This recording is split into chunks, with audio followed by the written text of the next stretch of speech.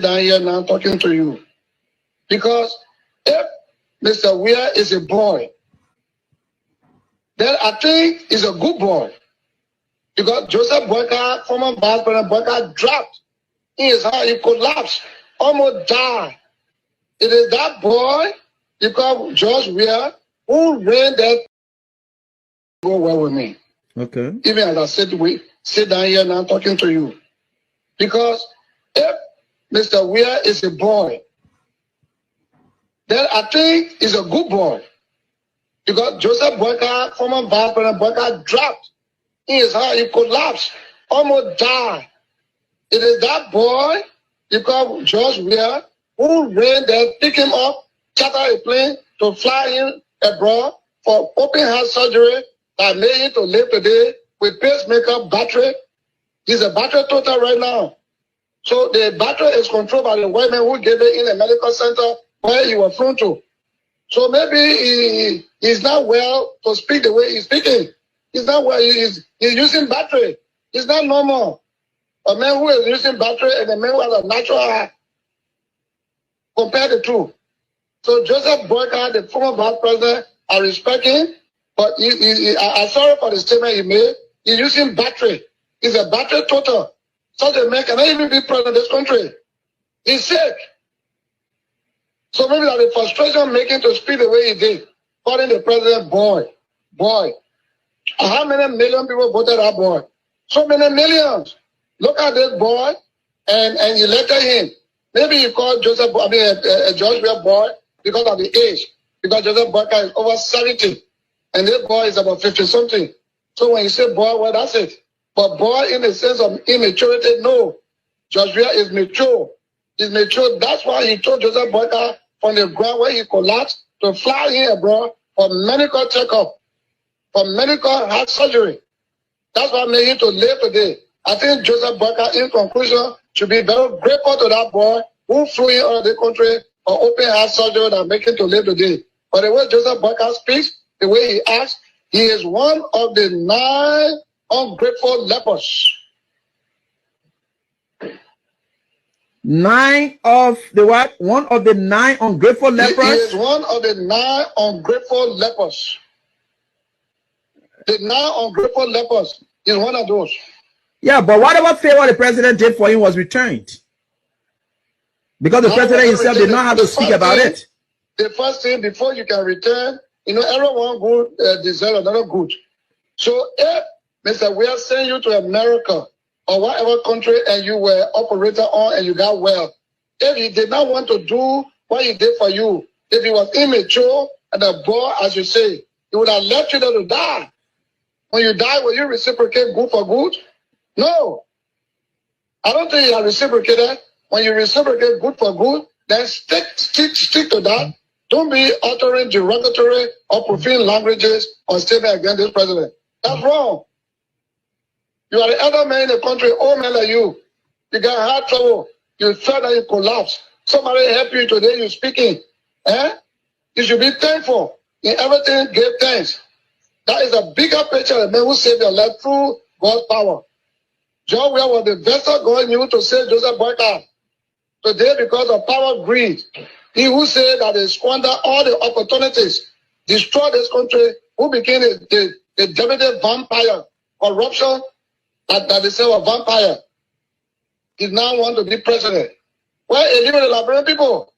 But whatever you said about George not perfect like me and you, but you who benefited substantially to the extent that your life was rescued, your life was saved. That this young man who flew you, even though that taxpayer money or that your own money, the fact is you could have ignored you. But he did not. He did not. He saved this old man. But what the old man is returning is ungratefulness. Call this president boy. You call the whole Liberian president boy? Then you old man, you told him battery around here? The battery thing, but people can live with that, those conditions. You are taking more. Once the life hasn't been taken away. I cannot look at a battery man and elect you. Because any minute you could collapse. At least you already president and you say a different thing. But you already say you want to be president? And we know your record. You on the time bomb on the borderline.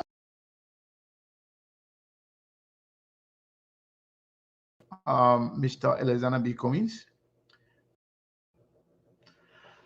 Good morning, good afternoon, good evening, ladies and gentlemen. This is SKTV coming to you live from Phoenix, Arizona. Today is a big day, as always. My name is Sekou Kenneth. My colleagues will also be here, Mr. Steve Bolly and Mistress Koto Balayan. Today we are opportune and privileged to have with us Mr. Alexander B. Cummins, one of the presidential hopeful for the Republic of Liberia, the leader of the Alternative National Congress, and also one of the former leader of the Coca-Cola International. He serves in a lot of different capacity when it comes to Coca-Cola, whether it's in Africa, whether it's in the United States. And up to now, he still serves in a lot of different positions when it comes to board of directors on different major businesses and around the world. So it is a privilege, it is an opportunity to have Mr. Cummins on this platform here today. As always, we are going to be playing one of the best songs the ANC people will love, and Mr. Cummins himself will love. I heard a preview of the song. It's sounding very good. And I believe SKTV will be dancing, and Steve Bolly will be dancing as well to this song. They both will be dancing for this song here. And I believe Mr. Cummins will be dancing in the background. So I want to encourage each and every one of you to share the show. And the good thing about this today is that we do not have to worry about when the guest comes in. The guest is already here and ready to go. So I want to encourage you, go ahead and share the show, and we will begin the conversation in a very, very short time. But in the meantime, Steve, you want to say good morning to our people? SKTV, anybody, before we go? Because this one we're going to be playing right now, it's going to blast the whole platform.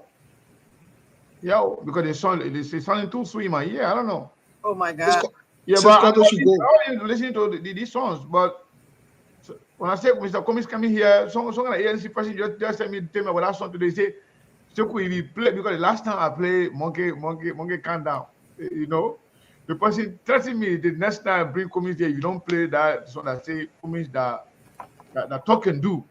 If I don't play that song, then I'll be in trouble. So we're gonna play that song today. So Steve. Yes, SKTV, go ahead before I get in trouble. Hey, everyone. This is Koto Balanya again. I'm in a house and I'm glad to be here. You see, in the middle of these guys and tough guys, and I'm glad to be here. Right now, I'm speaking to you from New York, and we are here to scrutinize. And I'm glad to see I don't want to talk before Steve didn't get at me, blam. So. Anyway, you say you're going to be running for president. You want Mr. Cummins to be your vice president. Don't be scared to say it. I will say it. You can ask the man when the man come on. You can ask him if he's ready to be your vice president. Yeah, okay. Because you're running for president, we'll see. Don't steal it from my mouth, okay? Steve? So we are here. Glad to be here, guys. Please share. Well, good afternoon, good morning, good day to some, good night, and good evening to others. We want to welcome all of you today to the TV. Today is Tuesday, 17th of August, 2021. We want to welcome all of you. Today we'll be playing host to Mr. Alexander B. Cummins, the political leader of the ANC, and also a leader in the CPP. We want to welcome all of you. We want you to please share the show, invite other people, as we will be speaking with Mr. Cummins here, asking him some different questions, health-related issues, especially in terms of work that he's done lately through his foundation, through the Cummins Foundation. We're also going to be asking him about some national issues, especially in different areas that concerns the Liberian people. Like I will say always, the Liberian people are the most important people on earth. And I still believe that the Liberian women are the most beautiful women on earth. I think Mr. Cummins will concur to that, as evidenced by Sis Cotto and all the other beautiful Liberian women around the world and in Liberia. We want to say welcome again, and back to you, Mr. Kane. Thank you very, very much. So, folks, we will waste no time. We will play the song, as always. And then we're going to take about a few minutes, and then we will use that time to share the show. I can see that Mr. Cummins is here for sure, because yesterday when we said Cummins was going to be here, people run onto the show right before we even started showing the show. Look at right now, people are rushing to come here watching. And it seems to be, it looks like it's going to be a very big show today. So we will share the show in a few minutes, and then we will begin the conversation. All right, ladies and gentlemen, here's the song. Mr. Cummins, Alexander Cummins, keep on the explode. Mr. Cummins, they're rocking it behind the little Xylo, the ones I trust so much, they made a fool out of me. I've been praying to God every day, please give me a leader. He gave me a leader with love for his people. He gave me a leader who will deliver us from poverty. God look at Liberia with mercy from his heart. He gave me my ABC, now you want to stay in my way. Somebody give me chance. ABC coming, somebody give me chance. I'm talking the talk and do, somebody give me chance. Talk and do, somebody give me chance. The coming the talk and do, somebody give me chance. For better education, somebody give me chance. For good health system, somebody give me chance. For good infrastructure, somebody give me chance. Oh, somebody give me chance. Oh, shit. Way back, you are giving me corporate. Way back, you are giving me small money. Then you tell me, say you are coming to face the road. And you tell me, say you are coming to face the school. And you tell me, say corruption was going to finish. But how come I never see you do nothing? I say, how come everything too hard? I've been praying to God every day, please give me a leader. Please give me a leader with love for these people. Please give me a leader who will deliver from poverty. God look at Liberia with mercy from his heart. He gave me my ABC, now you want to stay my way. Please give me chance. I said get up for in my face, somebody give me chance. ABC coming, somebody give me chance. Alexander B coming, somebody give me chance. He coming with his partner, somebody give me chance. Solonte, Jeremiah Solonte, somebody give me chance. Solonte, Jeremiah Solonte, somebody give me chance. Janegu, Lafiegu, somebody give me chance. Janegu, Lafiegu, somebody give me chance. We talking about talk and do, somebody give me chance. Talk and do, we talking about talk and do, somebody give me chance. Talk and do, we talking about talk and do, somebody give me chance. I said you tell a plenty talking, somebody give me chance. Talk, somebody give me chance. Talk, somebody give me chance. Oh, somebody give me chance. The little Xylo, the one Xylo, the one Xylo for my. They made a fool out of me. I've been praying to God every day, please give me a leader. He gave me my ABC, now you want to stay my way. He gave me my ABC, then you want to stay my way. He gave me my breakthrough, now you want to stay my way. Enemies of progress, now you want to stay my way. Please give me chance. I'm talking but I can do, please give me chance. Alexander B. Cummins, please give me chance. For good education, please give me chance. For good infrastructure, please give me chance. I say good health system, please give me chance. Oh, somebody give me chance. Give me chance. The little Xylo, the ones I love, the ones I love so much. They made a fool out of me. I've been praying to God every day, please give me a leader. He gave me a leader with love for his people. He gave me a leader who will deliver us from poverty. God look at Liberia with mercy from his heart. You gave me my ABC, now you want to stand in my way. Somebody gave me chance. ABC coming, somebody gave me chance. I'm talking the talk and do. Somebody gave me chance. Talk and do. It's a Cummins, the talk and do. Somebody gave me chance. For a good education, somebody gave me chance. For better infrastructure, somebody gave me chance. For a good health.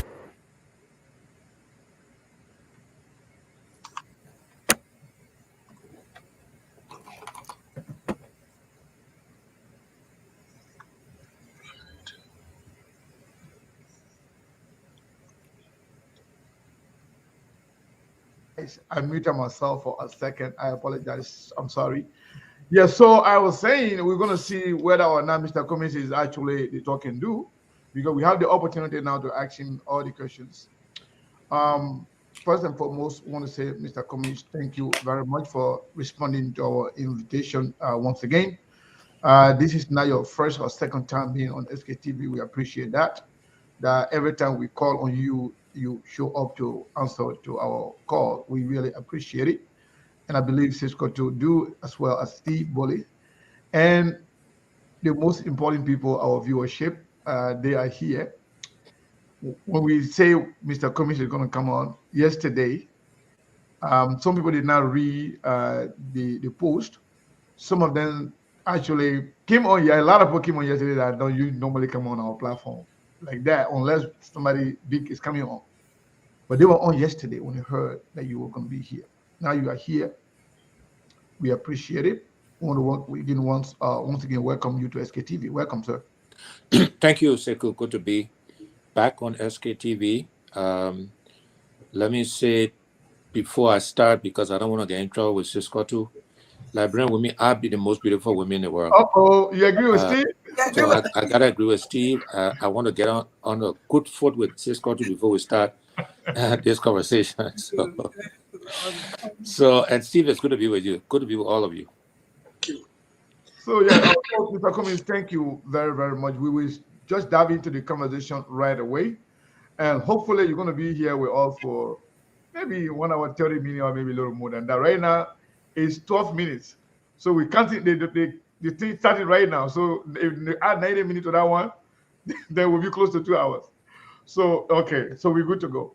So Mr. Cummins, first and foremost, we want to start with the major concerns of all Liberians right now, the healthcare problem.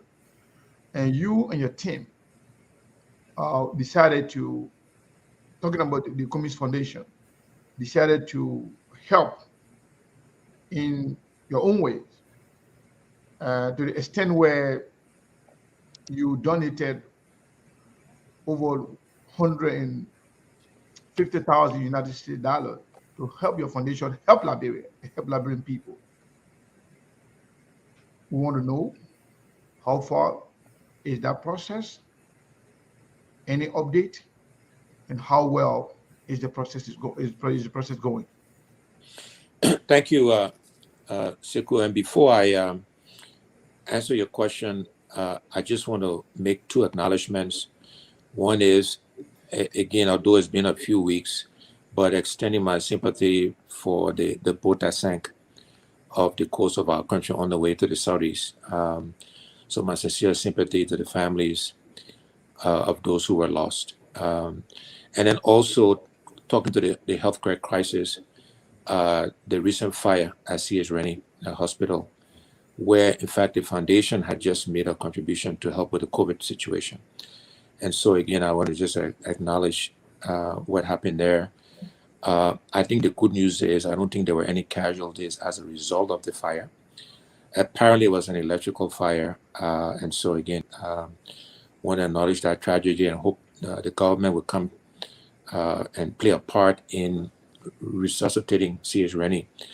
You know, the way I think about that, Sekou, Cisco, and Steve, is you got to think about that in three phases. Phase one is what do you do quickly with the patients? What is the government going to do immediately there? And hopefully they're doing something there. Secondly, you know, you need some temporary facility so that the hospital can continue its important work. And the third phase is how do you replace the facility? You know, this is a tragedy, and I often say whenever there's a catastrophe or tragedy, don't lose that opportunity to do something significant, something different. And maybe this government has a chance now to do something significant for the people of Mount Gibby and all those who, use C.H. Rennie, because as you know, it's one of the referral hospitals in that part of the country.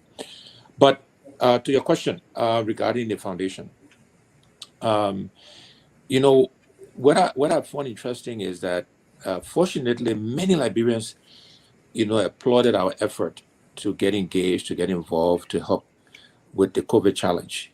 This wasn't the first time the foundation got involved with COVID. If you recall, back in 2020, the foundation got involved, but then focused on communities, did food stuff to orphanages, education institutions, teachers, where we did rice and soup kind and that kind of stuff.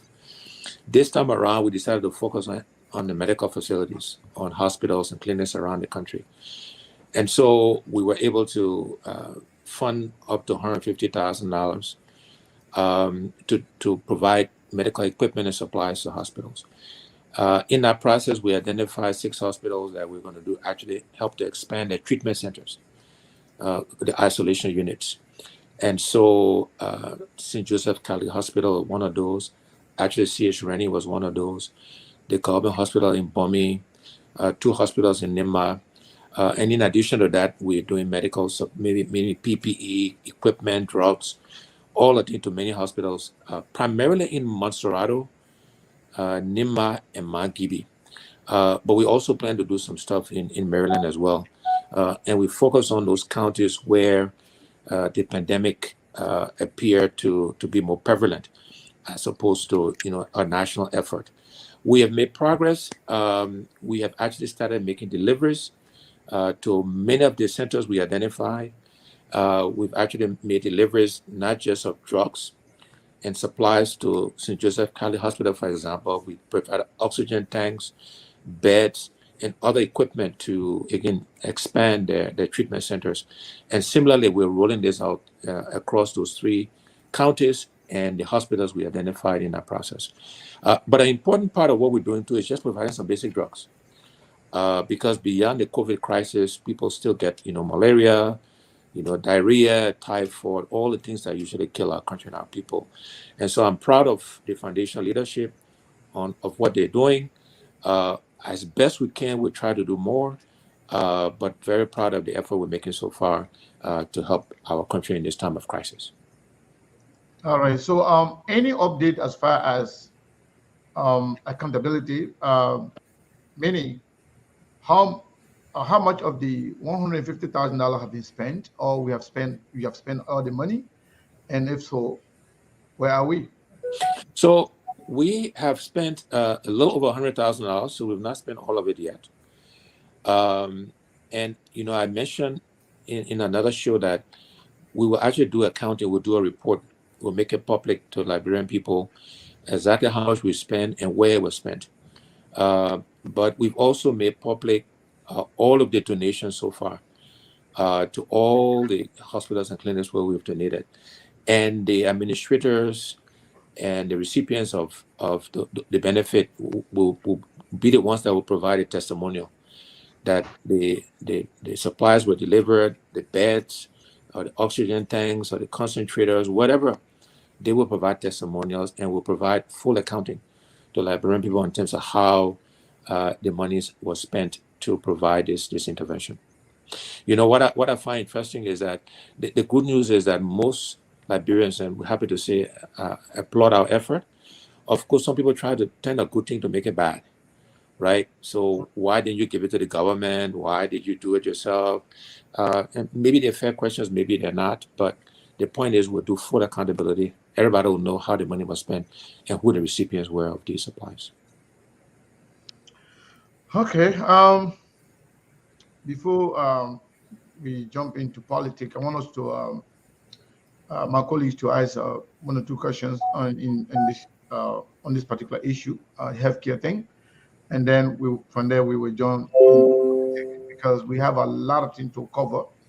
We want to know exactly what Mr. Cummins will do for women, what he will do for children, and more importantly, those vulnerable people, the people that we call the Zogos, they are some of the most disadvantaged people in Liberia. So we're going to go to those ones, but I want to give the opportunity to my colleagues here to ask questions about health issue, and then from there we will go to humanitarian area and politics as to what are you doing now and what you will do to improve the life of those people. Also, women. The last time we never had the opportunity. So these are the things that we're going to be talking about today. I'm just telling my colleagues so they will know exactly after this topic on healthcare, we will go to those very important issues because women and children are very important, integral part of our society, as well as those people that we refer to as those. They are Liberian too, and their plight has to be changed. So we'll get to all of those things, and but I'll go to Ciscoto. Ciscoto, any question on the area of healthcare? Okay, good afternoon from my end. I'm Mr. Cummins. I'm glad to be here. It's an honor that I'm here with you. And I want to say thanks, for the effort you have been making. And we appreciate you. I want to be one of those who will say that I highly appreciate what you have been doing. Because there are some people who are running for the candidacy of the presidency. We don't see actually their effort in the healthcare, but you have done well by coming to the aid of the people. I want to say thank you. And it's an honor for me to be here today with you. Okay, now to the healthcare, because right now that's our only era. So that goes in political nice. That's why I am. We understand that you made available of some money to be allocated for the COVID-19. And from the list that I am hearing from you, we have other counties. Is there any other county other than Monserrate benefited from the money that you sent to towards the COVID? Thanks, Cisco. So we focused on 3 counties: Monserrate, Nima, and Magibi. And the reason why we did that is that most of the cases of the COVID virus were in those 3 counties. Other counties had cases as well, but the largest concentration was in those 3 counties, and we wanted to focus on that. The other reason why we focus on those 3 counties, Cisco, is that the foundation can only do so much. We can only impact so many people, and I have a belief that if you want to help, you want to have impact. And if you spread yourself too thin, you just touch small, you don't have any real impact. And so our resources are limited. And given those limited resources, we looked at the data, meaning how many people were impacted where. Monserrate had the biggest concentration, and followed by Nima and then Magibi. And so we focus our efforts on those 3 counties. I also mentioned earlier that we'll do some stuff in Maryland as well. The Cummins family is from Maryland. I'm going to Maryland. There were a few incidents there, not many. So we'll do some work for hospitals in Maryland as well. But those were the 3 counties we focused on. And, some examples of the hospitals and clinics, I mentioned St. Joseph Cali Hospital. We also did C.H. Rennie. We're going to do J.J. Dawson when we go to Maryland. We're going to do Kanta Methodist in Nima, or the hospital in Saclay, PA. So there's a whole list of hospitals and clinics in those 3 counties that we'll focus on, and that's where the bulk of the work will take place from the foundation perspective. Also, in about, I think, 5 or 6 of those hospitals, we're actually doing what we call isolation centers, working with the hospitals to identify how can we expand, because as you know, being a healthcare profession, there's a highly contagious disease. And so the infected patients have to be isolated, and in many cases, they need more beds or more oxygen tanks or whatever. And so we work with them to see how we could add some capacity into the isolation centers. And we're doing that in 6 of the hospitals, in addition to the supply of medication, PPE equipment, and that sort of stuff. All right, guys. My second question has to do with, you have sent this money for the purpose of this COVID, Have there been any preliminary report coming to you? Because people are in a habit, sometimes they receive the money and it's not used for the intended purpose. Have there been any preliminary? So we will be publishing a report on exactly how much was spent and where it was spent. But let me say though, the foundation is very, very well run, Ciscoto. Dr. Weddy Brownell runs the foundation. Dr. Brownell has her background is in finance, accounting. She actually has a PhD in accounting, one of the few Liberians, if not the only one, with a doctorate in accounting. She's a CPA, but great integrity, good values, right? And so is our team.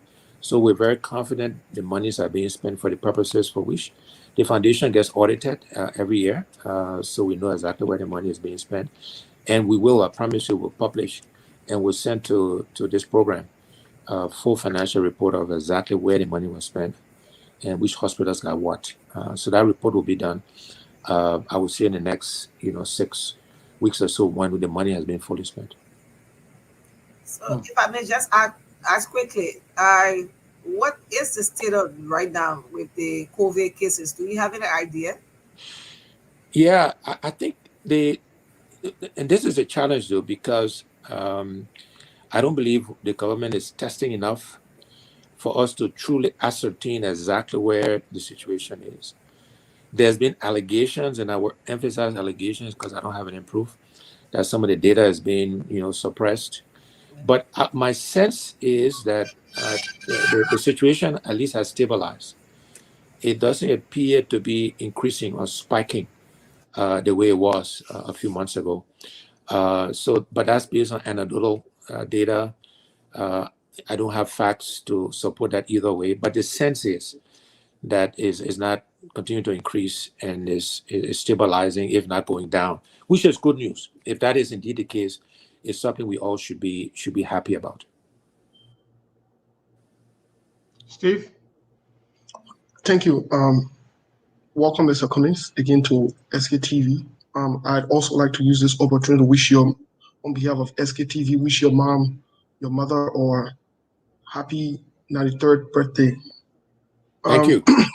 I'd like to expand this conversation a little bigger and deeper in terms of the healthcare when it comes to Liberia. I'd like to expand it nationally.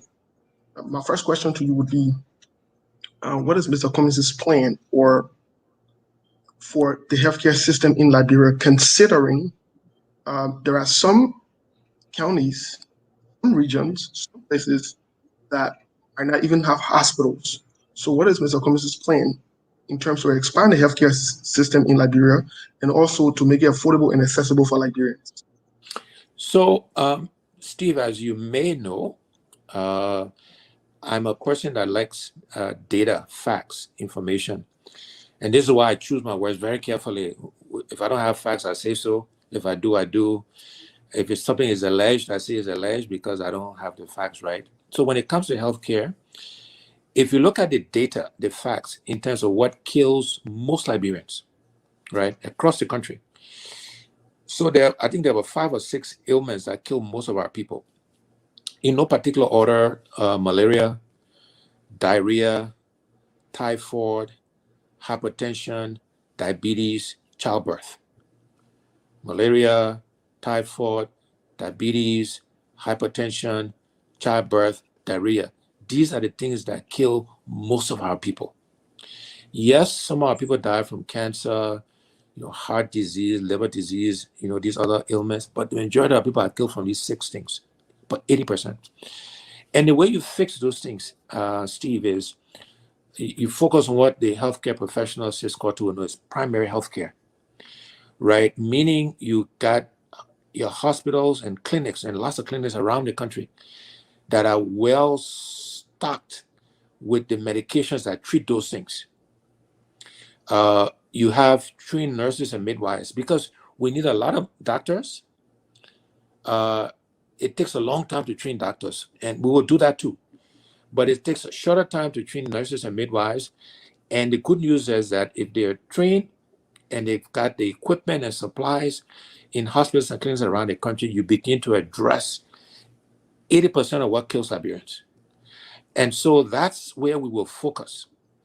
I also believe you got to make choices. You got to prioritize, because again, I mentioned earlier in response to Siskotu's question, if you try to do everything at the same time, you don't have impact. You do small, and then you actually make everybody vex. So we will focus intensely on primary health care. So making sure our sisters, our wives, our mothers can get to a clinic and have their child. So that is not one of the key killers of people in Liberia. That people can get malaria medication, typhoid, hypertension, all of those things, right? Of course, most systemically, lifestyle impact those things. You need running water and sanitation for typhoid and all those sort of stuff, right? Diarrhea. But immediately from a healthcare perspective, we're going to focus on primary healthcare to address 80% of what kills our people. And so that's how we think about the whole healthcare infrastructure. Thank you. In terms of the healthcare, one of the things that you mentioned is doctors and other medical professionals. Most recently, I was listening to a podcast from Mr. Samuel Twe, who boasted of the fact that the CDC-led government has increased the salary of doctors around the country. What he said that they increased their salary to $2,000 United States dollars.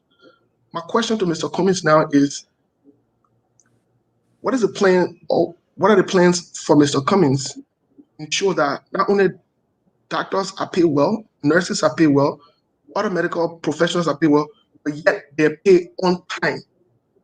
Yeah, absolutely. So if what Minister Twe said is indeed true, and I don't have any reason to believe it's not, if it's indeed true, I applaud that.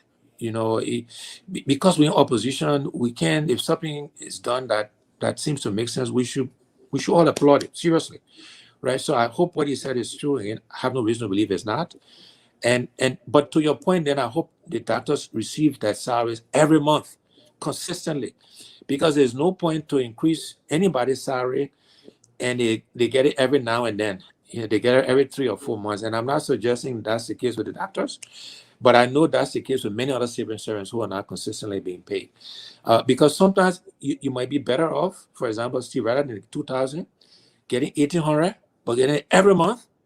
They're getting $2,000 and getting it every 3 or 4 months, right? So, but the one thing CPP-led, Cummins-led, ANC-led, whatever government would do, is to make sure that all civil servants get paid every month consistently.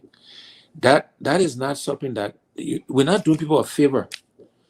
We're not helping them per se, because they're giving their time and their services, and they need to be rewarded, and they need to have predictability that every month they will get paid.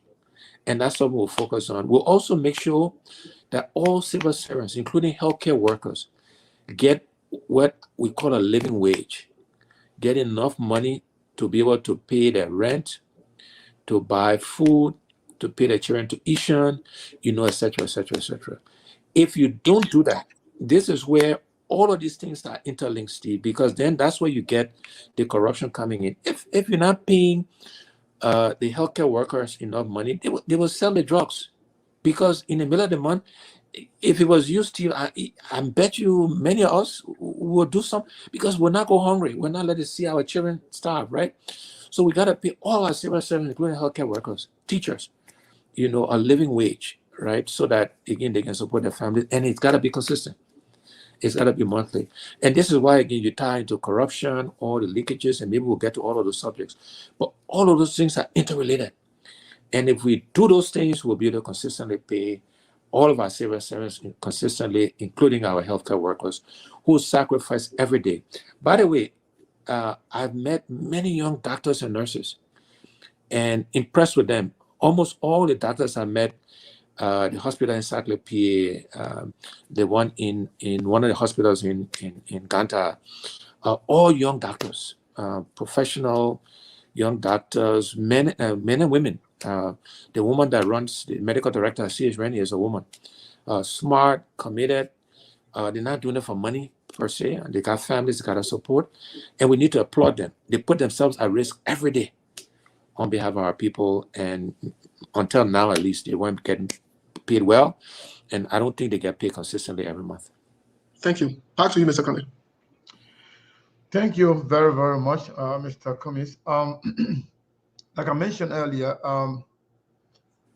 most of our problems in Liberia is that a certain group of people kind of like seem marginalized or forgotten. And when it comes to women, they are the most productive people in our society, in Liberia specifically. They are the ones that go to the market, they are the ones that take care of the kids and everything. And we also think of women, think of some of the children that they cannot control. Some of those children now grow up in the street. Now people are referring to them as Zogos because the family could not afford to take care of them. What plan do you have? What are you doing right now that we really focus on changing the life or improving the life of women and those vulnerable people, especially the Zogos in Liberia? What are you doing and what you will do as president? Yeah, so, thanks for asking questions and for focusing on this group of people, something we have not done in previous interviews. In fact, on many of the interviews I've done, we touch on these subjects in a cursory manner. But this subject area, again, is at the core of some of the challenges we face in our country. So, and they are all related, as you suggest, Sekou, the challenges with women, with indigents in Liberia, with the disabled as well. But let's start with women. First of all, again, data and facts. Women represent half of the country. In fact, half of the world, right? And we will not in Liberia have a functioning society, a thriving society, where half of the population is not treated as equals to the other half. It just will not happen. It will just not work. Fact. Second thing to say is something you mentioned, and there have been studies done around the world, by the way, and Liberia is no exception. In fact, it perhaps applies more to us, that women are more responsible than men in terms of how they handle resources, how they care for the home. These are facts, right? And sometimes I joke about it, but it's real. If a woman has $1 to spend, she will spend it on making sure the rent is paid, whatever percent of that dollar, that food is on the table. She would do her best to make sure she's cutting that money to pay the children tuition, buy clothes, all of these things. It's a fact that men will not bring the entire dollar home, or they would take 20% or 20 cents or whatever to take care of their girlfriend, or whatever else they do, go hang out and drink with their friends, all that sort of stuff, right? There's empirical studies that talk about these behaviors. So if you want our society to function wholesomely, if we want to improve the living conditions of the people of Liberia, we need to make sure we're looking after women in our country. So what does that mean? In no particular order, one, we got to make sure that women are paid fairly for the work to do. That a man or woman doing the same job, typically men, and again, this happens in the West, in other countries in the world, right? We got to make sure in Liberia that's not the case, that women get paid fairly, equally for the work to do. We got to make sure women have a voice at every table in every part of society. I've gone on record, and I'll go on record here again, that I believe we should propose legislation that says we can debate the percent, but at a minimum, at least 30% of the legislature, and I mentioned minimum, it probably should be 50, but at least 30% of the legislature, the cabinet, all of these government institutions should be women. Because, Sekou, if you don't do that, if you just leave it to the natural course of things, it would take forever. We are a patriarchal society, as are many societies in the world, but that cannot be an excuse. And so we gotta force it, if you will. gotta force their voices in. And again, there have been studies where when their women voices are heard, when they're equal partners, societies do better, corporations do better, organizations do better. These are all facts. These are not Ellis Cummings saying so, right? And so we need to take advantage of that and make sure we actively engage women, pay them fairly, making sure they're protected. You know, the whole gender-based violence area, you know, is something, again, if you look at the statistics around gender-based violence in Liberia, we, Sekou, you, I, Steve, we should be embarrassed as Liberian men because we are the primary perpetrators of that. Fact, right? We should be embarrassed as Liberian men. And so there should be consequences for those of us who do it. We got to work with communities and society. We got to make sure the judicial system is set up so women are not re-victimized when they come forward. We got to encourage, work with families to say, look, don't protect Steve, don't protect Sekou, don't protect Alex, right? When they do these things, we got to punish and prosecute them so that we create a safe environment for our sisters, mothers, you know, women folks. So these are the kinds of things that we will do. We will focus on. We will make sure it happens.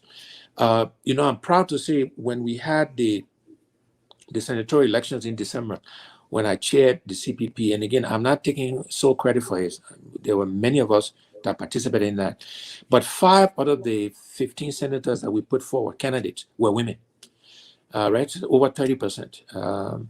I mentioned that the CDC, none of the candidates were women, even though the president claims to be the feminist, you know, president, right? So these are examples of some tangible things. Again, I'm not taking sole credit.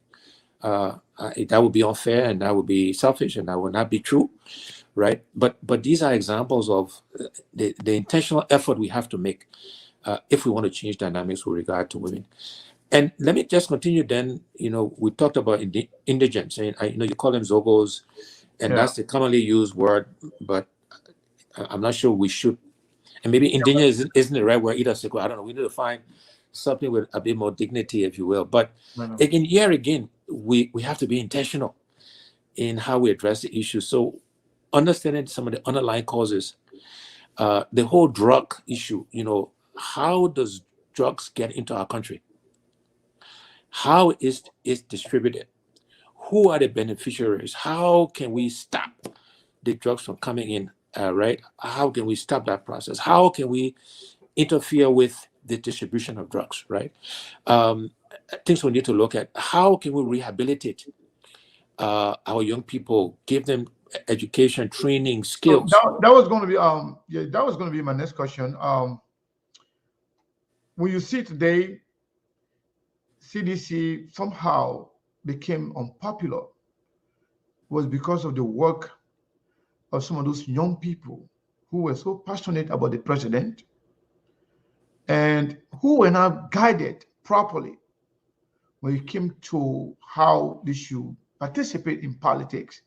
And some of them, because of, for the lack of a better word, because they had nothing to do, they gave their life to the political party just to get pocket change on a daily basis, going under the sycamore tree and chanting, dancing.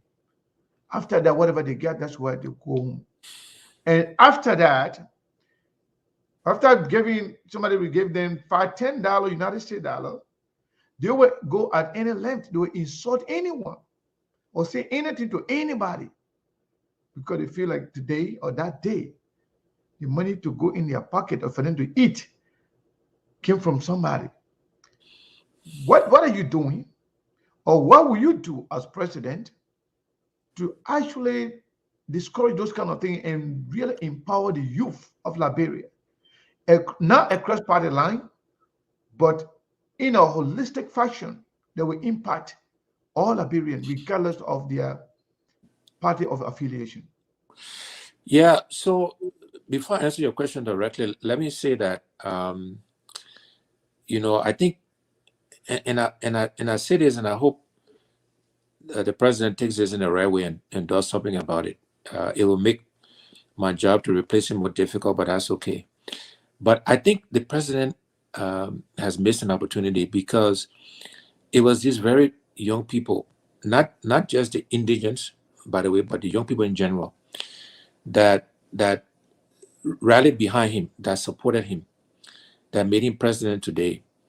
And he's let that entire group down, including the indigents we're talking about, right? And I would say shame on him, shame on the CDC, that they have not put programs in place to address the plight of young people in general across the board, and particularly, this group of young people who are struggling on drugs and lack skills and that kind of stuff. So I hope in citizens listening to me, let them push this government to do something about that, because they were elected to do that.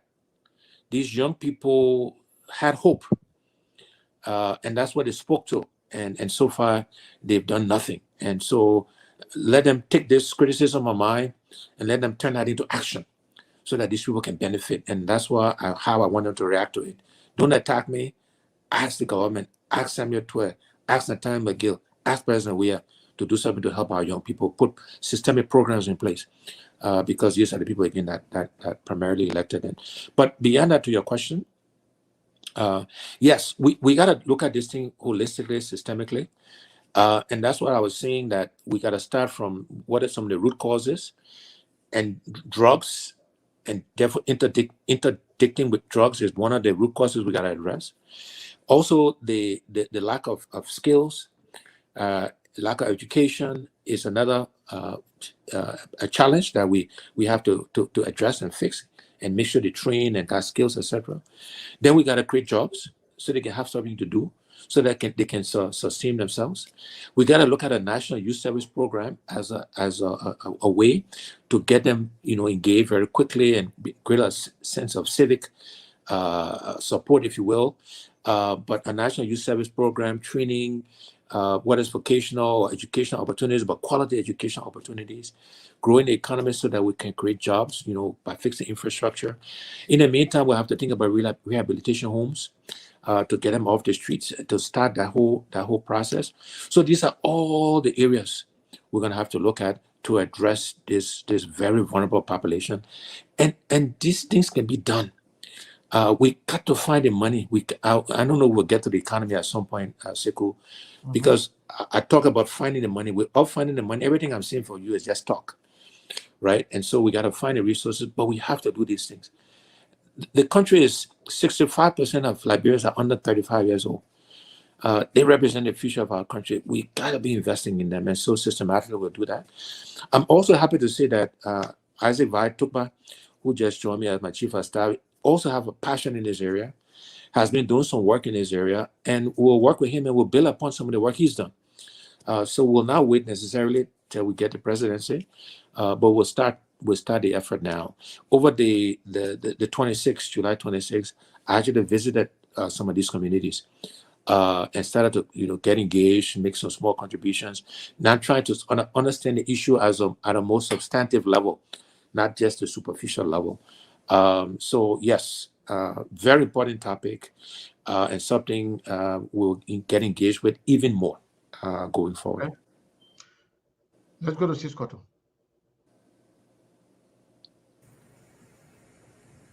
Yeah, so we're in politics now, right? We're in politics. We're in politics. Go any way you want to go. Shooting it. Okay. And if you want Mr. Cummins to be your vice president, you got to lay a platform first. So then they will look into that and say, yeah, this one better than mine, so I will be your platform. My platform is better than his platform.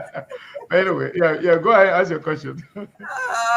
Kuba, I want to say thank you so much for the hard work based on what you have explained here. It takes, hard work, and it takes good mind. It takes comfort to do all of the hard work you are doing.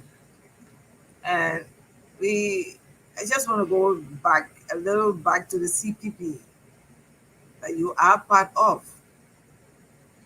And I want to say thank you, because at least you said that you were able to bring at least 5 of women in the process of this going 2020 election, and which I want to appreciate you for, because it was time that we requested, for it was 30% women participation, and then some point at that point I thought it was the best thing, but now when I look at it, I'm like, no, that 30% is like even limiting women, to participate in politics, because it's like we have more women, and then you're limiting it to 30%. I think it was not fair even to women, because they should have equal participation into politics. But again, what is the encouragement? Because when it comes to women participating in politics, they are, always to the backside. People are there. What encouragement? The difference with you for someone who came in politics, it took out a high stand because it wasn't easy to withstand so many tension. Even our own women, our friend women attack us, and it wasn't easy to stand in politics as women. What are some of the encouragement that you've given to women to participate, not letting them to stay, behind and be in the kitchen, because most of the time they're in the preparation era and not, focusing on the leadership era? What plan are you, putting together to encourage women to come forward? Yeah. So one of the things, well, not just one, but I will mention a few things that we need to do in that regard. But I think first, Cisco, by mandating, and I agree, 30% is too low. It was meant to be just a floor, but that number should be higher. Again, we can debate whether it's 30, 40, 50, whatever, but it should be higher. But I think, first of all, by mandating it will force everybody involved in politics. And so we talk about in the political arena now, because I think we got to think about this more broadly, not just in politics, but in the political arena. It will force all of us in politics, if it's law, if it's mandated. It will force us to identify the women who can come and play a role. It will force us to work with them, to encourage them. If we need to talk to their family members, whatever that process, it will force us to do it, because by law, there's something we got to do. It will force us to help them with the funding, with the financing, both for men and for women. Financing is a problem, but I would submit it's part of a bigger challenge for a woman who wants to get into politics, because, again, the patriarchy of our country and of our history. So my point of view, and this is why I'm insisting that we got to make it law, right? And again, we can debate the percent. But when you make it law, it will force everything else. Because you don't have a choice now. As a political institution, political party, as a country, you got to obey the law. So if it's just 40%, that means 40% of your candidates got to be women. We got to get rid of all of those obstacles you talk about. We will have to solve it together with the women. So if it's an issue of, child care, for example, then we got to find the facilities to provide that. But whatever those barriers are, right, by making a law will force us to identify the barriers and to solve the issue, so that we can make sure we got women participation in our body politic. And that's why I'm insisting that if you just leave it voluntarily, you just leave it as guidelines, it would be hard. It would take much longer for you to get equal participation, equal voice. But if you make a law, if you mandate it, it will force everything else to come to bear to make sure that we have women voices heard in the politics of our country. Okay, thank you so much, Mr. Cummins. Now I go to the CPP. We know that we have 4 political candidates right now, right? Political leaders within the CPP, right? And for that number, what have been holding you guys for not coming to a consensus at this point? Does it is not a huge number for person. What is actually the holder? Why you guys have not come out to a consensus? Yeah. Look, I think the hold up is the fact that you have individuals, Cisco, who are aspiring to lead the CPP as a standard bearer, and therefore ultimately lead the country. And too often, I think, as a people, we tried to settle too quickly, compromise too quickly. Compromise is not a bad thing, but I think one of the ways we need to change our country, is to push each other, is to compete, not in a negative fashion, is to force us to make our case to CPP partisans and to Liberian people at large. I think too often, too quickly, because we don't want to hurt each other's feelings. We don't want to make the tough decisions. What I say, Cisco, too, is that if Liberians, if CPP partisans believe that former Vice President Ambassador Joseph Niman Boakai is the president to lead our country, they should support him. I would not stop speaking. I would not speak to you if that's your decision. If you were a partisan and that was your choice, it's okay. And for those who want to support me, please come and support me too. And I hope Joe's supporter don't take it personal, right? Because we gotta force our folks to make a choice, to make a decision. That's how we change Liberia. We gotta push each other, not in a negative way, and it should be personal. So I shouldn't cost you because you're not supporting me, which is unfortunately what we do. We need to change those behaviors, but we do need to let the process run its course. Yes, if we can come to a consensus, that would be a good thing. And that would not be a bad thing to do, but we shouldn't automatically assume that that's what it has to be, right? And if we can reach it, fine. If we can't reach that consensus, then there's a process that we put in place. We should follow that process. And I have said that we follow that process, I will live with the outcome of the process decision, right? So I don't believe you. Again, you take your football to the game, they choose you, then you take the ball and leave. And then you leave everybody that will need to play. We're not going to do that. The ANC will not do that. Alexander Cummins will not do that. But let's go through the process. Let's push each other. Let's try to reach consensus. If we don't, that's okay. Then let everybody, pick who they want. Let's make our case to the CPP partisans, right? To the potential delegates, and let them choose, and then we should support the outcome of that decision. Steve? Thank you. Thank you, Mr. Cummins. I like to move a little bit into this area of the some people call them disadvantage, some people call them so-called, or however you want to term it. Earlier on, I believe this is an inherited problem for Liberia, but I also believe that if caution and care are not taken, this could be one of the pandemic or one of the problems that whoever takes over after President George Weah could be faced with. I give you data and numbers here. The UNODC reported in between 2018 and 2019. Here's what it's in our court. For instance, in December of 2018 and January of 2019, the LDEA officers conducted 2 effective joint operations, resulting in the remarkable seizure of 26 kg of heroin valued at US $910,000 United States dollars. The arrest of 8 individuals in Kingsville and Grand Cape County. Now, this seems to be spreading around the country where drugs are seized or distributed.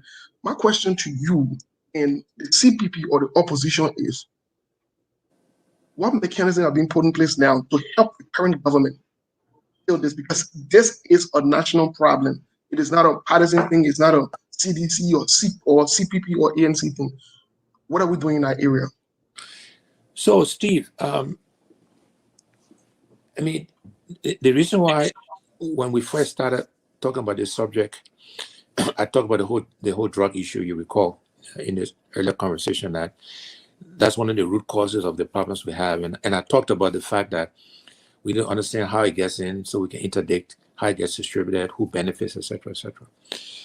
But this is a national security issue.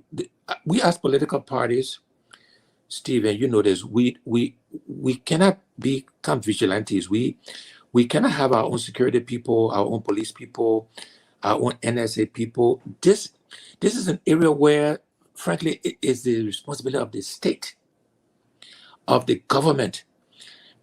Imagine the ANC or the CBA trying to play a law enforcement role that's a recipe for chaos, right? To try to challenge the National Police or the Drug Enforcement Agency.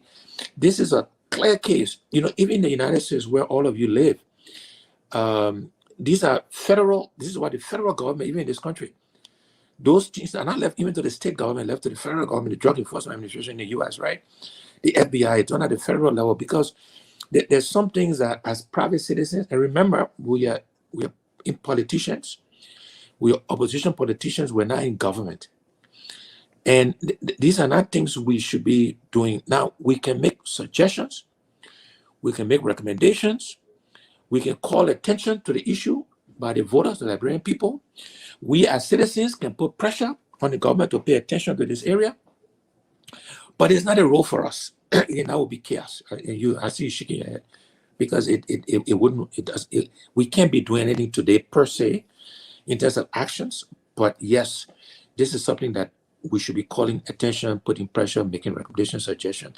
But this is the government's responsibility ultimately, Steve, to do this. Just like national defense, right? And the military and protecting our borders, etc., etc. This is not one for political parties. This is not one for the foundation to be doing, right? This is one the government needs to do. And this is where, again, there are all kinds of allegations about who benefits.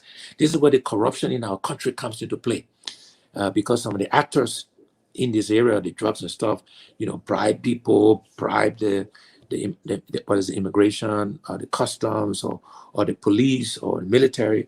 This is all where, again, our habits of corruption we gotta get rid of. We gotta make sure the DEA has the resources they need to play their part. We gotta work with neighboring countries, with other intelligence agencies, other drug enforcement agencies around the world, to understand the drug flows. We gotta make sure Liberia is not a safe haven for drug trafficking. So these are all things the government should be doing, and making sure they're strengthening relationships in neighboring countries, regional powers, the United States and others, so we can help to interdict the drug coming in, understanding how it gets distributed, where's the money made, who makes the money, how can you disrupt that, right? And then the ultimate buyers, how do we make sure the people that buy these products, what are we doing to consequences to them as well, but giving them alternatives, right? Whether it's training, whether it's jobs, whatever it is, right? Give them alternatives, but those who participate, there got to be consequences for them as well. So those are the things we need to be thinking about, and that's the role we can play as the opposition. Thank you, and thanks for providing clarity and context to this question. There are many people that have reached out and said, "What the opposition doing? What the other people doing?" But thanks for providing clarity and context. I'd like to move on to the group of 77. This has been there has been serious even from the past government up to today. There has been some serious challenges in this area, and I put in court what ex-Vice President Joseph Yuma Boakai, former Vice President Joseph Yuma Boakai said in his own words, that squandered opportunities. Now, what would Mr. Cummins do in this context, or when assuming state power or coming to state power, what will Mr. Cummins do to ensure that opportunities are not squandered when it comes to the group of 77, which falls under the vice president? So, first of all, I think as a country, as a people, we need to pay more than lip service to disabled Liberians. Again, this is one where I will admit I don't have the facts and data, and I should, and I will make sure I do. And maybe Steve, after this, you will do some research here too, on my behalf. But my instincts, my gut, is that because of our civil war and civil conflict, that as a percentage of our population, we probably have more disabled than other countries. Again, I don't know that, I don't have the numbers to support that statement I just made. Is a gut, is anecdotal, but I think that's the case, and I will find out. I should know this. I apologize, but I say that to say that therefore we have an increased obligation. So we can't compare ourselves to any other country in that regard in terms of how they provide opportunities for our disabled people, because of our recent past is a bigger problem for us, and we have as a people, not just a government, as a people, we have an increased obligation to look after our disabled. So that's the first statement I want to make, and I will get the facts to support it, but I think I'm right. And therefore, this stuff can be something we just pay lip service to. This can be something that whatever resources are provided, is not appropriately used for the purposes for which it is. And so we will make sure that the resources are provided, and that we will hold those responsible accountable to make sure the resources are used appropriately for our disabled. And again, that some of these things are basic to all groups, but training and development for our disabled, access to opportunities, even to facilities, is that basic. Making sure there's increased access to, facilities for our disabled. Making sure that we help, something I talk about, hearts and minds, and how you influence hearts and minds, something we got to do as a country in general, and how you can use music, arts, culture, sports, religion, all these things to intentionally influence hearts and minds. We need to influence hearts and minds, Liberians, to understand that disabled people are just as good, just as smart, just as qualified. They happen to have a disability. And therefore, how we treat them, how we leverage what they can bring, is something that, we all need to appreciate and think about differently as a country, as a people, right? And again, that's a long-term solution, but it's something we got to start in terms of how we all think about this group of Liberians. But again, as a country, as a people, we owe an extra debt because of our history and where we find ourselves, and we have to be intentional in how we provide services and support to them. And all of the things we provide to all Liberian young people, we have to make sure the disabled also have access to that. That means we have to go a little extra mile, perhaps, to make sure they can get from point A to point B, to even partake, right? But that's what we have to do if we want to, again, the entire society to benefit from the opportunities our country provides. Thank you. Back to you, Mr. Cummins. Thank you very much, folks. If you just joining all, this is SKTV as always. Mr. Cummins is here, the leader of the ANC, the former chairman of the CPP, and I believe he will be chairman again, because I believe the chairmanship is on a rotational basis for the CPP. I believe Mr. Cummins will become chairman again before the election 2023. I'm not sure about that, but it's possible. So, Mr. Cummins, you always said, in many occasions, you said, we cannot continue to do one thing or the same thing over and over and expect different results.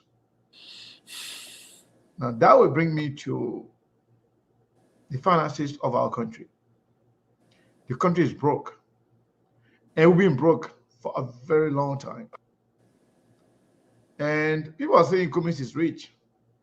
For some of us who are political junkies, we know very well Cummins is not going to go to his bank account to use that money for Liberia.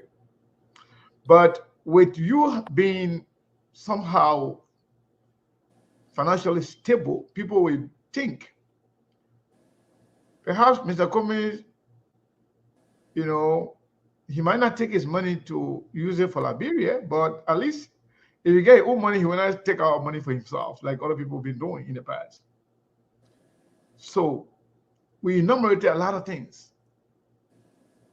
The women, the Zogos, other people, a lot of different empowerments that we talk about. Because when it comes to all the politicians in Liberia, what sets you apart from most of the people are saying you are successful financially. And that is because the way you do things, whether working for people or in personal initiatives.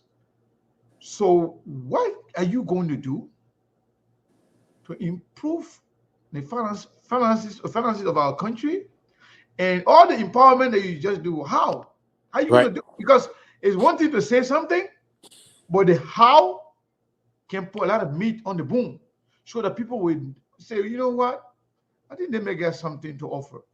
Walk us through, clearly explain to Liberian people, to me and the SKTV family, as to how Mr. Cummins will change the way, improve Liberia financially, and all the empowerment that you mentioned, and how you're going to do it. Right. Thank you. So, Sekou, you're absolutely correct. And I think either in answer to one of your earlier questions, or maybe Cisco too, I talk about the need to find money to do everything you just said, right? Exactly. That's how we want. And say the how, one of the hows, right? Technology, for example, is another how. The other hows, but money is the beginning of the how. With all the money, everything is just talk. So you're absolutely correct. So the first place we'll go to find money, and you touched on it as well, is the whole corruption, the stealing, the corruption that happens in our country. And if you have a leaky bucket, you got a plastic bucket or a zinc bucket, whatever, and it got holes. And in the case of Liberia, the bucket got a lot of holes. You can't keep putting money in the bucket because you're wasting your time. Water, you put water in the bucket, the water will just waste, right? I mean, you're completely wasting your time. So this is where we gotta plug the holes. We gotta plug the leaks. We gotta make sure there are no holes in our bucket, right? So that whatever little money we have, it stays in the bucket and it grows. And we can take that money and redeploy into more productive uses as opposed to going to people's pockets. And this is also where the earlier point you made, Sekou, about the fact that I've been blessed in life. And I use that word blessing deliberately. Blessed to be a Liberian, something I'm very proud of. That wasn't a choice. Blessed to have half a brain. That wasn't a choice. Blessed with the various experiences I had. And so I've been blessed with some resources. And so I'm not looking to get into government because I want a job, because I want my chance to steal Liberian people money, or because of the pageantry of the job. None of these are the trappings that come with the job. I'm aspiring to serve our people because I want to, together with all Liberians, we can change our country. We can make a difference. We can be consequential. We've been blessed that we got the resources that we need for ourselves, as you said, for our children, our grandchildren, and so this is about giving back. And so the first thing we'll do is tackle the corruption thing, and to say to Liberian people, we will set the example, because you cannot say to anybody in the world, it's not a Liberian statement. I cannot say to you, Sekou, or you, Steve, or you, Cisco, do not steal, right? And I'm your leader, and then I'm stealing. And when the people say, we're stupid, the chief, taking the money, I'm going to take my own too, right? So it will start with me as leader, that we will make sure that we set the example. We will make sure there are consequences for anybody who steals, not just resign, but resign, and we'll let the law run its course.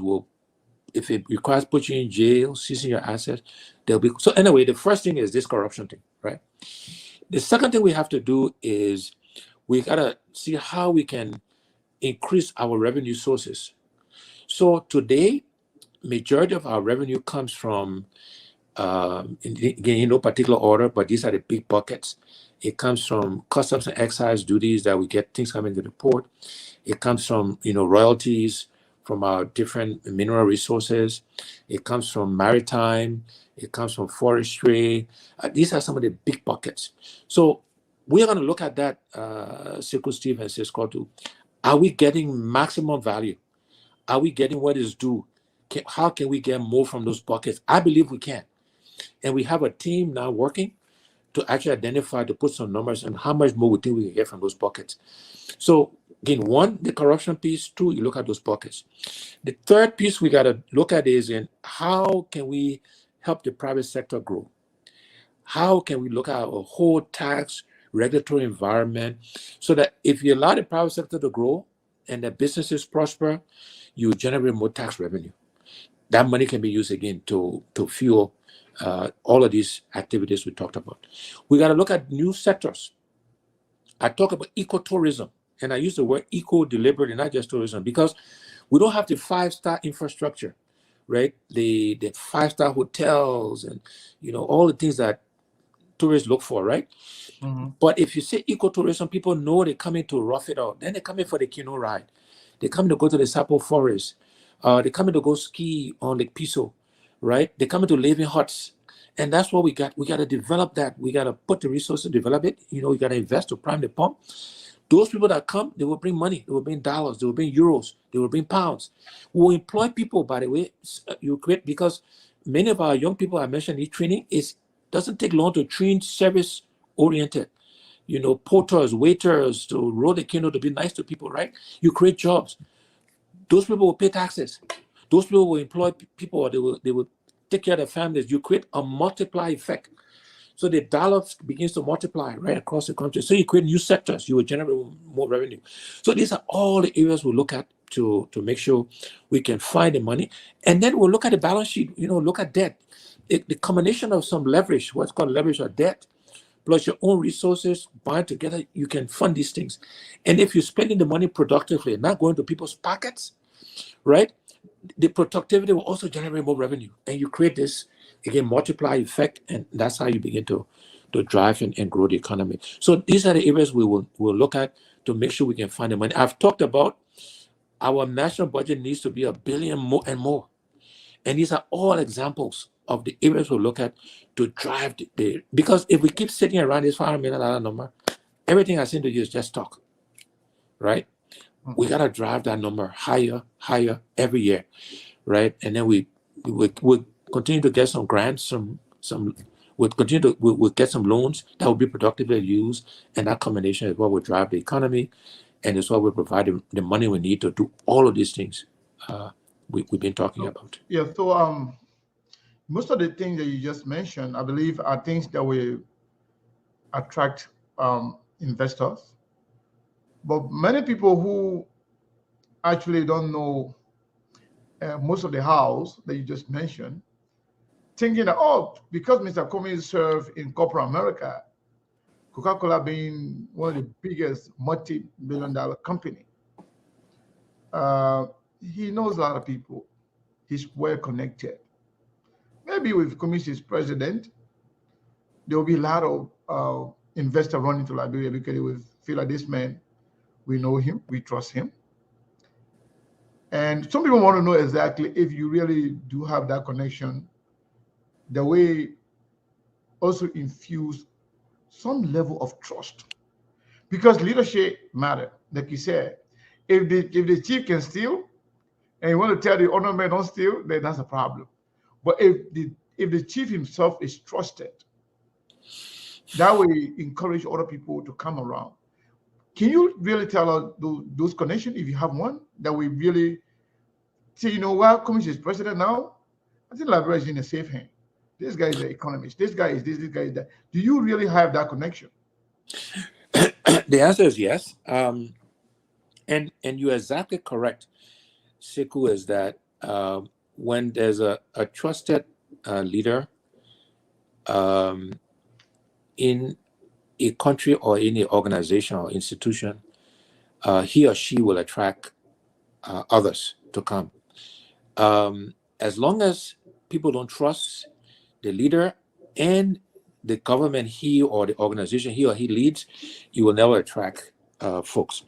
And so, and ancillary to the question you just asked, and I will come back to answer your question more directly, as I always do.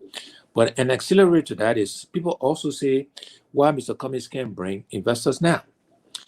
And here's the answer, and let me try to make it simple if I can. The kind of people that former Coca-Cola executives, former executives from the boards I was on the board of Chevron, I'm on the board of SC Johnson. All these people know me, they trust me, but if I tell them to come to Liberia, they will not come just because they like me. They come in with their money that was hard-earned, legally earned, not black money. They will come, to an environment where they believe is secure, is safe, there's rule of law, and yes, they will be taking some risks, no guarantees the business will be successful, but at least the environment, if the idea is good, they do the right thing, the environment will allow them. to therefore make a return. They will not do it just because I'm a nice guy. They will do it if I'm president and they know I've created the environment that will allow them the security of their funds. That's when they will come, right? They will not come because I just let Mr. Cummins alone. So, example, if Sekou, if you are running your business and your business is struggling, and we know why, we know you're spending your profit on your girlfriend, you're buying cars, you're not reinvesting in the business, then you come to Steve and you say, my man, my business struggling, come lend me some money or come invest. Steve will look at you and Steve will say, my man, you're my friend, but the way you're spending that money, if I put my money in there, it will go the same way. Unless you can show to Steve that the money you're making is not going to your girlfriend, to buying cars, to building houses, but it's going to the business. Then they will encourage you. It's okay. I will invest because I know there's a good chance you will pay me back if it's a loan, or I will get a return from my investment. And when you look at Liberia today, unfortunately, it does not give people confidence that if they invest, they will get a return. When you look at our country today, when the executive can interfere with the judiciary, as manifested by the fact that they illegally, unlawfully, not Alice Cummins saying so, the ECOWAS court saying so, got rid of Justice Kabina Janet. So then, if I'm a business, because with all the best intentions, you come and you invest, somebody you have dispute with your partner, right? And you go to court, and you want the court to be fair. You don't want the president, because you know me, to call the chief justice or the judge and say, my man, take care of that thing. You will not, and then by the who legitimate earns the money will not come into that environment. Yeah. Right? You want the way it's fair that the one branch of government interfere in the other. So as president of Liberia, these are the things we will make sure put in place. It will give people confidence. One, Alex knows what to do. He knows how to attract investors. He's going to put the processes and systems in place. That's when I put my money in there, there's a very good chance I will get a return as opposed to not. But if you're looking for names, I don't think it's appropriate for me to do so, because many of these business people are private individuals. But I show the Liberian people that I've been on multiple boards. It's not a secret. They can Google it, right? I've mingled in the circle of leaders around the world, both business leaders, political leaders. That you were on the board of Chevron? I was on the board of Chevron, yes, the global board of Chevron, headquartered out of San Ramon, California. I was on the global board. I was on the audit committee of the board of Chevron. When I entered politics, what is Chevron? I came off the board. For the layman listening in Liberia, what is Chevron? Chevron is a big oil company. It's maybe the third largest oil company in the world. You got what they call ExxonMobil, who used to be here. You got Shell, you got BP. Chevron is in that top 4 global oil companies around the world. They have a big presence in Angola, a big presence in Nigeria, big presence in Asia. They just commissioned big gas operations in Australia. They, of course, do oil in the Permian Basin, in the Texas and in Pennsylvania, fracking in Pennsylvania. And I used to be on the global board. So you can Google that. I came off the board in 2016 when I entered politics in Liberia, because on the boards, politicians don't step on the board. And at the time, they had a presence here. They were trying to look for they had an oil license. They were trying to explore offshore. And we agreed that it potentially perception of conflict of interest, and I came up with the Chevron Global Board. Of course, I was high level at Coca-Cola.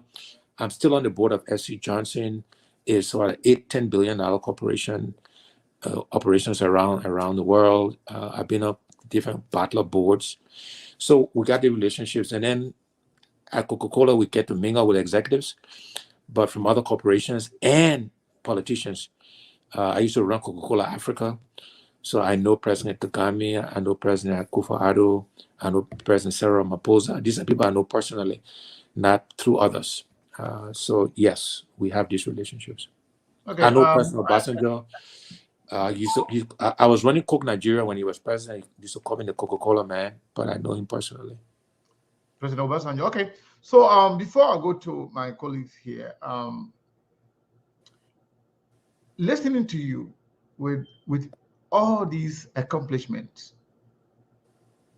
you are aware of, Like you said, you are blessed with resources, and you had the opportunity to continue to work on those bowls. The one that you just talked about, that's just one of them, right? Being the third largest oil company in the world. We're talking about multi-billion-dollar company serving. Why let those things go and be subjected to insult, disrespect from people who don't even understand what a bowl means, who don't understand what is, I'm talking about some people, get no idea. Even when Coca-Cola is mentioned, some people think it's just the Coca-Cola factory right there when you go into, Mount Barkley, because they have no idea. They think when the Coca-Cola is mentioned, it's just kind of salesman right there in Mount Barkley or Road, Coca-Cola factory. That's that. Somebody understand it. But what I'm driving at is that, why will you leave those big opportunities that could continue to make you go higher financially, but yet subject yourself to insult, disrespect, and competition when you have nothing to fight for? When you had nothing to fight for, but you decided, okay, I want to go to Liberia. Why? Very good question. Thanks for asking that. And Sekou, it's because I sincerely care for our country and for our people. Sometimes when I walk the streets or drive, around Monrovia, around Liberia, Kanta, Sacto PA, Tottenburg, Harper, Plebo, I see some of our young people struggling, young children selling the street. And I'd actually say to myself, oh, but for the grace of God, there goes me. Oh, but for the grace of God, there goes me. And, I said, I've had all of these blessings. And I don't think God blessed me the way he has, the way he did. They were coming up, we grew up in Point 4, went to demonstration Cummins school, went to Syria, went to Cuttington, just to keep this blessing for myself. That I think there's a bigger obligation. There's a bigger commitment to give back, to create the same opportunities I was blessed to have for the next generation of Liberians, for the young people in our country. And, the presidency is the job where you can impact every Liberian. If the unlikely happens, I'm not successful, I will be disappointed, but I will still help Liberia. It will not be on the scale. I will not be able to impact all 4.5 million Liberians. But whether it's through the foundation, try to do more there, whether it's be more aggressive in trying to, despite the difficult environment, invest in businesses to create jobs. We are committed to helping Liberia in whatever way we can. Because, from afar, Sekou Steve and Cisco too, I've lived in Nigeria, I've lived in Kenya, I've lived in South Africa, I lived in Morocco just for a short period. I lived in the UK, I lived in the United States. And those people they're not innately any smarter than you and I. They may have had more opportunity, more structured education, but from a raw IQ, we are as good, if not better. And yet our country is where it is. And so I said, look, if I can help in some way, and if I want to impact the entire country, the presidency will do it too, let me go at least try to make my case to Liberian people. Because it will be their choice in the end. I want to be a servant leader. And I keep seeing it's not just me or I, it's we Liberian people in Liberia, not just one person, not just I. Yes, we'll set the example. Yes, we'll help to make the choices. Yes, we'll help to identify the team, but it's going to be the collective, us that want to make this change. That's what I was saying earlier to Steve. We got to be hard on each other. We got to push each other. We got to be tough. We got to be demanding. We got to push the bar. So a president, want to do something for the young people now. You should do it now. It will make it tough for me to make my case to them, but that's okay. That's how we change the country, right? We got to push each other. We got to make it difficult, right? But my passion for our country, my love for Liberia, for the people, I've experienced not all of the hardships, but many of the hardships people experience today. I know we can do better, and I want a chance to help create an environment where Liberians can do better, create the same opportunities I have. And for many people, given the same opportunity, they will do better than I did. Many people. And I mean a lot of young people, smart, doing wonderful things in our country, even in this country, the United States, other parts of the world. Liberians are thriving. We got to create a great environment, home for them, for the Liberians home to thrive as well. Because the same people, the same genes. We all born from the same cloth, if you will. So that's why we're doing this. We care. We want to make a difference. We have passion for our country, for our people. We want to create opportunities. We've had those very similar experiences, and we want to change the environment so that our country and our people can thrive. There's no reason why Liberia is where it is today. Absolutely no reason why. Wow. Siskoto. Thank you, Mr. Kuman. I want to thank you for the. And I just want to let you guys know this will be the last round of questioning, and then after that I'll ask one more question. We'll take 2 or 3 calls from our audience. Mr. Kumi will answer to them.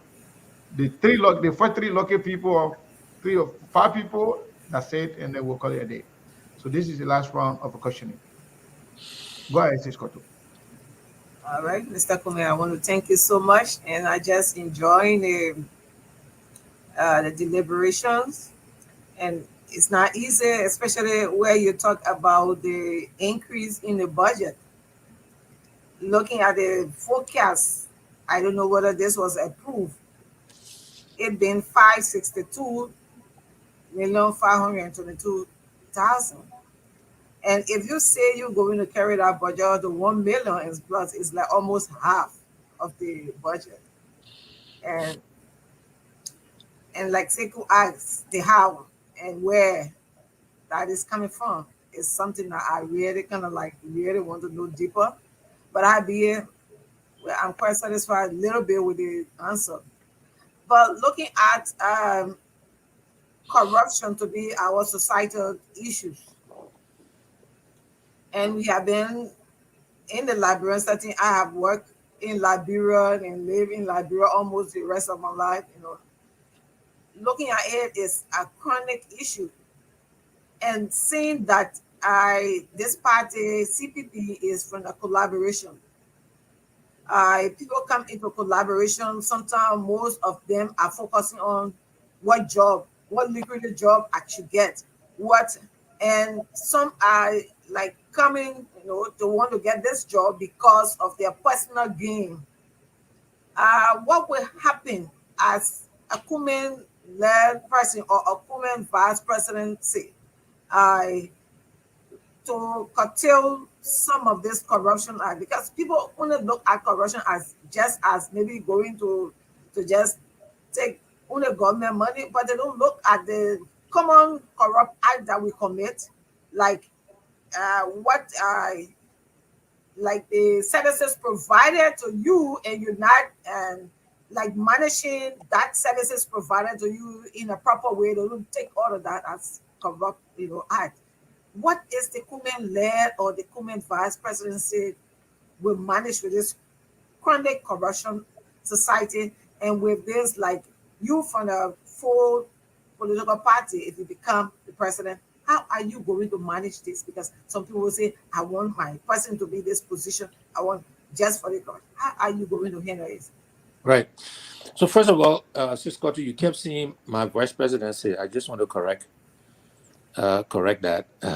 My presidency, if the Liberian people see fit to give me an opportunity. But to answer your question, yes, this corruption thing cuts across our society. It's not just in government. It's in the church, it's in the mosque, it's in civil society. the corruption, the stealing is everywhere. And so we got to address it across the board societally. But again, because we have this over dependence on government, something we need to change though, because everything is government. We need to grow the private sector. We need to create an alternative to government. But until we do, then they got to start with the government, this change we're talking about. But in addition to punishing the consequences for people who steal government resources, there are other things we have to do to help with the corruption thing. One is I mentioned earlier when we were talking about, I think it was Steve's question about healthcare workers, but they apply to police people, military people, other civil servants. You have to pay people a living wage. If you're not paying people a living wage, you provide an incentive for them to steal because they gotta survive. So that's one thing we have to do. Teachers, healthcare workers, nurses, doctors, police people, soldiers, other civil servants, we gotta pay people a living wage in the country. And we gotta make sure we enforce our labor laws so that the private sector too are paying people a living wage. The other thing we have to do in this corruption fight is I think we gotta simplify our rules and regulations, how we get things done. Because when you make it complicated, the few people who understand it are the people that will exploit their knowledge to make the other people who don't understand pay more or less for whatever the services are provided. And then the other big part, coming back to government, is that whoever is in a Cummins-led, CBP-led, ANC-led government who steals will be punished, will be prosecuted. There gotta be consequences. Today in Liberia, we actually applaud people who steal. It's perverse. It's the wrong way. We gotta make you shame. We gotta put you in jail. We gotta seize your assets. There gotta be consequences for when you steal. And then every Liberian gotta help. You come to Liberia, you want to get your passport renewed, then you want to bribe to get to the front of the line.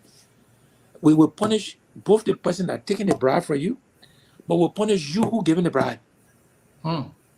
We got to do all of these things. That's how we'll get rid of this systemic corruption. Yeah, people want jobs. And by the way, people get into politics to want job. It's not unique to Liberia. That's people in this United States.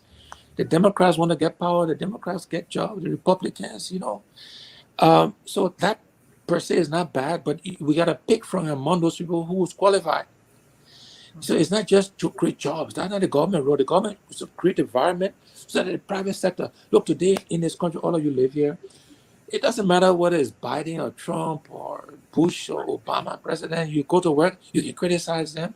Most of you probably got private, if not all, got private sector jobs, or you got your own businesses. We need to create an environment in Liberia. It will take time, but that should be the goal. But if you want a job in Liberia and you qualify a government job, we'll give it to you, but then you got to do the job. I tell people that if you supporting me because you want to come play big shot, you want your time to come chop Liberian money, I'm not the guy to support it. Don't support me. Go support Joey or whoever. Right? But if you want to come, work, you qualify, and you do the work, and we pay you every month for the work you do, then we're the folks you want to come and support and work with. But the idea of just coming to work, it's okay. And that's not a bad thing, but we qualify, do the work, you don't chop Liberian money, okay. But you come to Steve Ciscoto, or you come to play big shot, you come to Lord World Liberian people, nah. Have no interest in people like that, and those kind of people will not get jobs. Steve, go ahead. Yes, thank you.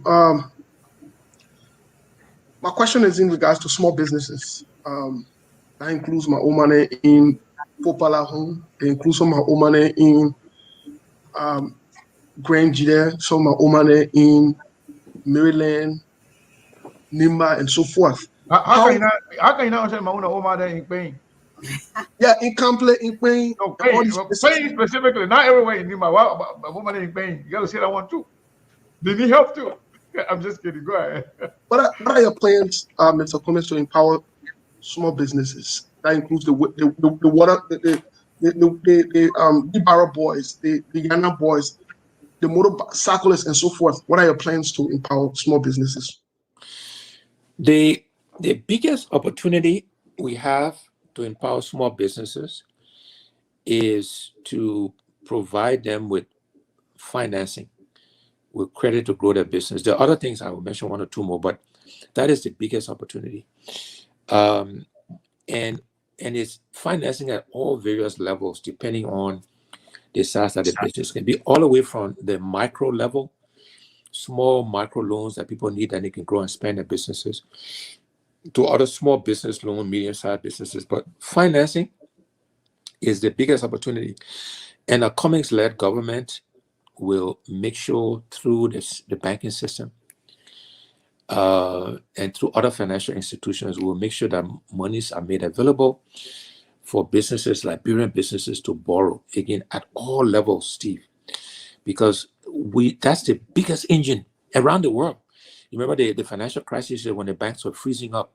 The central bank in this country, the government had to get involved, get engaged to make sure that financing was available. So that's the biggest opportunity to empower Liberian businesses, again, at all small, very small to very large. There's a little bit more money for them to grow and expand their businesses. That's one. Two, Liberia is an import-dependent country. We import almost everything we consume.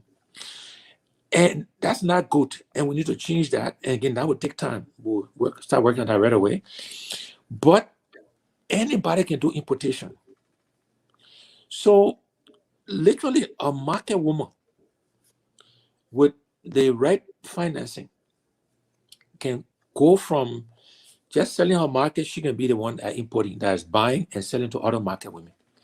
Because importing is just basic arithmetic, and the market women know they buy something for $1, they sell for $1.50 or $1.25 or $1.10, whatever. They buy for $3, they sell for $3.20, $3.50, $4, $5. That's importation. You import it for $5, $10, $100, you sell for a little bit more. Simple arithmetic, right? We need to identify Liberians. We need to work with them. We need to provide them the financing. The government is the biggest importer of goods and services. Shouldn't be that way. Again, it should be the private sector, but it is. So we should be procuring from Liberians. We should be giving them the money. Say, okay, Steve, you want to do business, you want to provide whatever it is that we don't produce in Liberia. We'll provide 80% of the cost up front. We'll have a small business administration. We'll set up a function. We'll help you identify people you can import from. So now you go and import it, you bring it, you supply the government to get you going, right? And again, that will have a multiplier effect. You start doing that successfully, you'll be able to employ one person first, 2, 3, 4 people. And again, that's how you start to grow the economy. And by the way, if we give you that money, Steve, to import, let's say 10 vehicles, I'm making it up, and of this 10 of this quality, and you only bring 8, you will not get away with. Or we say we want 10, Toyota, and you bring us 10 Honda. Sorry, my friend, you either gonna give us what we prescribe, what you agree to do, or there will be consequences, right? And that will apply to whether you're Liberian, foreign, it will apply to everybody. But my point is, we need to be empowering Liberians, and we need to turn Liberians into importers, because that's what we do today. And by the way, as we grow the economy, everybody can benefit. It's not a zero-sum game, right? But we make no apologies for Liberians being the ones that benefit from that. Mr. Cummins, we have one person out. Please go a little bit in the middle of the camera so we can see you. No, the other side. Yes, right there. Yeah, so I just want to make a quick announcement. I forgot. People keep reminding me that why I didn't paint the Cash App number, because for the past few days we've been doing it. And the fact that we have over 3,000 people watching us today, majority of people, with ANC people, they put in they can raise about 100,000 at night for ANC Global. So we just pin our ANC, our Cash App number there. So if you you want Cummins to be president, we do want to know, because they say I got plenty of money, but we're not seeing the money. So I pin the number there from Mr. Cummins to everybody. I seen here to all the other people here and see people there. Even the one day in Liberia, you get, I don't call it, you got the other thing you call it, bro. Mobile money say you got to send it. You gotta support SKTV. I'm just joking to limit it to just ANC people. No, everybody here watching, we gotta support SKTV. They will know that you love SKTV, but we really appreciate the support. We appreciate you coming on to really be a part of this conversation. It's very, very important. So, Steve, what I want to do, I'm going to open the line. Just take 3 calls, just 3.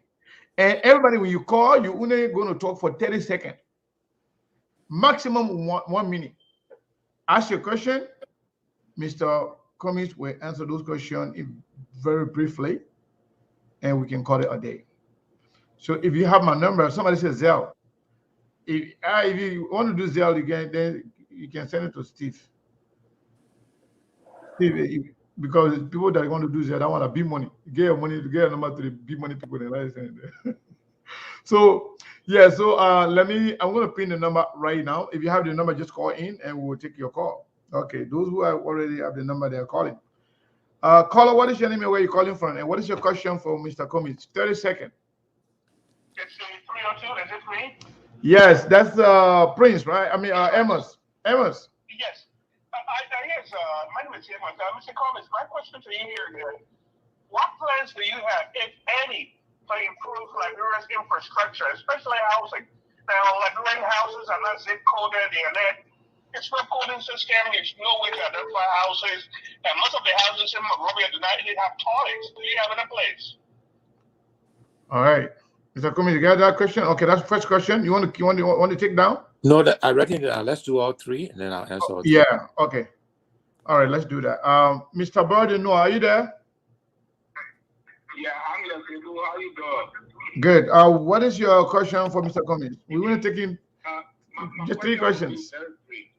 Mr. Cummins, this is Bud Inwa from the city of Cedar Rapids in Iowa. I'm American and Liberian also, and I am a farmer.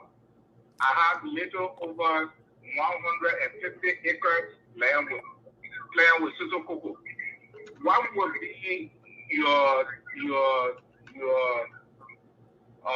encouragement to we that live in Liberia and have and doing farming in Liberia? I want to say we that live in America that don't want to work in government that doing farming in Liberia. I want to help our people. I have 35 men employed now on my farm. What would be your help from you to we, the American farmers? All right, thank you. Thank you very much. Let's take the next caller here. Caller on, hold on. Now you, let me take this call. Man, I got more than, I don't know how many people calling, more than 100 people calling because they want to be one of the first 3 callers. So maybe we'll take 5. All right. Yeah, caller, what is your name and where are you calling from? Yeah, hi, my name is T. I'm calling from New Jersey. Good afternoon. Good afternoon. Gentlemen, yeah. Good afternoon, Mr. Cummins. Good afternoon. My question to Mr. Cummins also is a question and a little bit thing I want to ask. Okay, this is and you wanna get 1 minute to do that. Okay, Mr. Cummins, as we all watch you, I've been following you, and I like your messages, and I like your whole portfolio and everything. My question to you is, if at all you were fortunate to become the next president of Liberia, what can you do for our youth, ranging from birth to 18 or from 18 to 25? Because a lot of our youth out there has nothing to do, and we would like to see their life improve. That's my question. Thank you. Thank you very much. All right. Yes, hold the line. Prince, I know you want to call, but we got to take the first caller. This person, the number start with 780. What is your name and where are you calling from? And what's your question for Mr. Cummins? Caller, are you there? 780, the last 4 digits is 5053. Your voice is very, very low. We're not hearing you. Hello? You're very low. We can hear you. I can hear you, but it's like, no, sorry, nobody can hear you. Let's go to the other caller here. I think this is Prince. Prince, are you there? Yeah, I'm okay. What is your question for Mr. Cummins?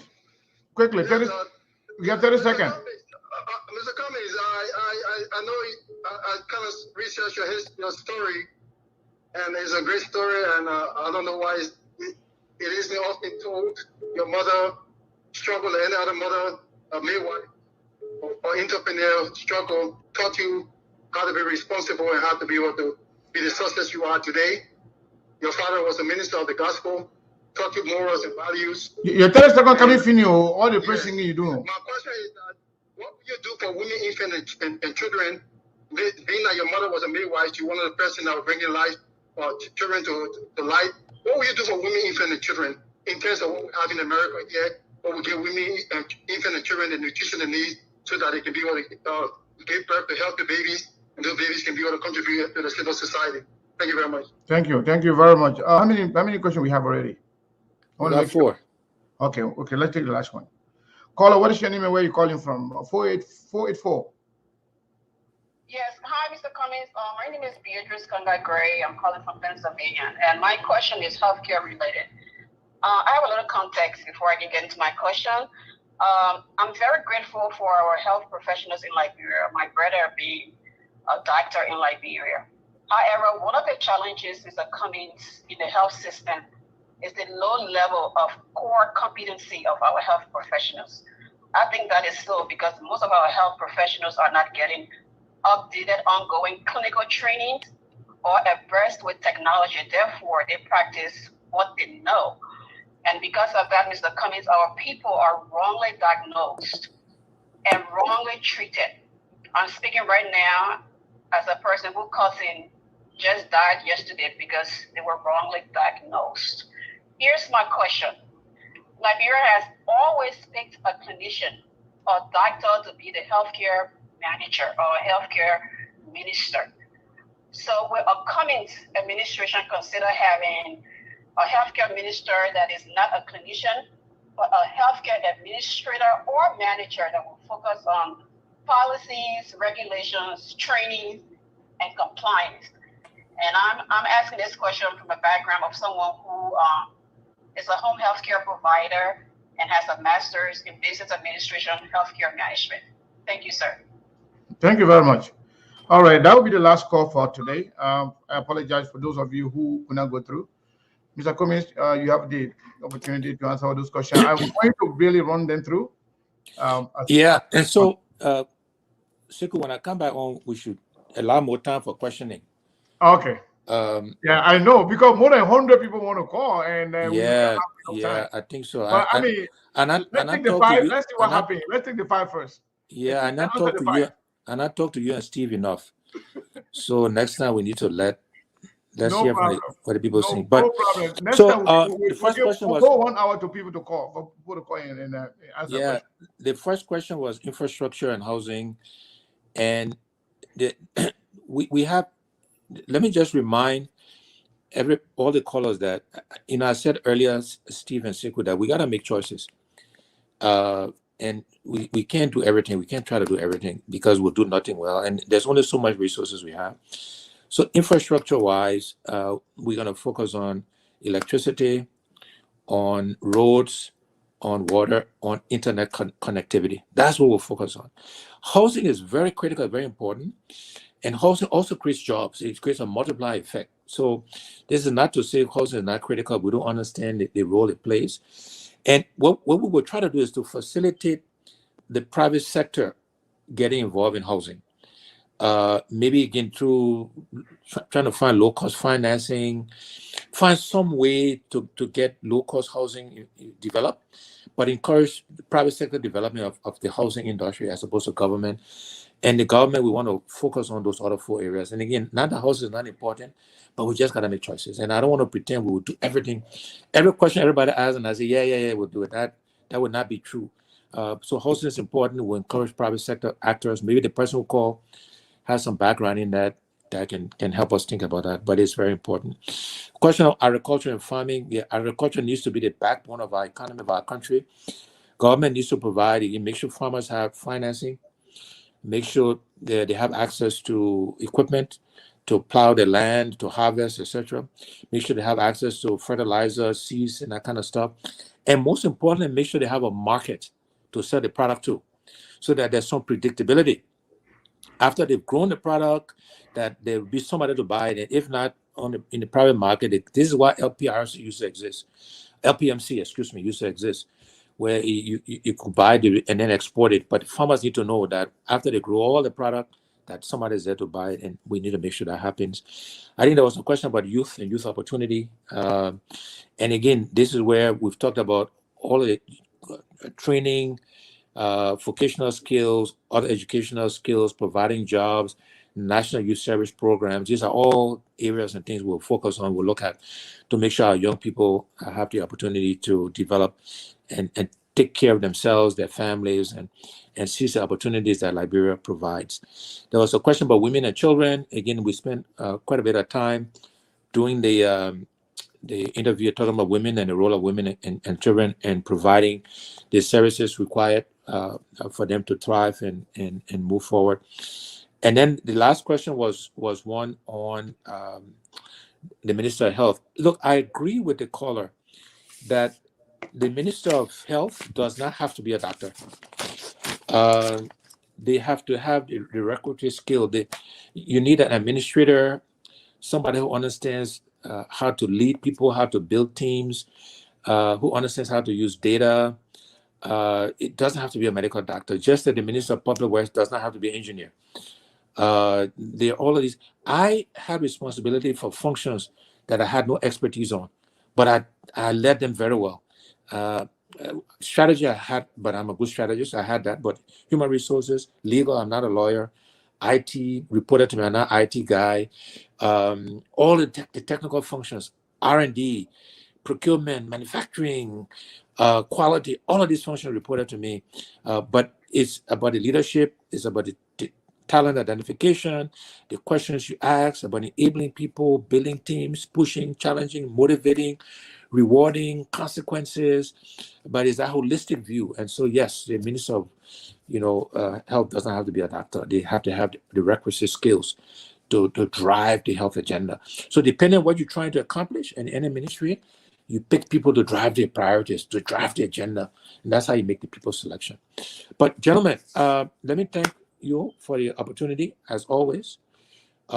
Great questions. I know we lost this call too. But thanks again. We'll do this again. I promise, and then we'll give more time to your callers. Since you guys have had 3 opportunities now to ask me questions directly. Thank you. I mean, I would even love for us to have a whole 1 hour allotted to the callers, so that way you have time to answer all of the questions. You don't have to run them through in that manner. Steve, you want to ask one last question before we go?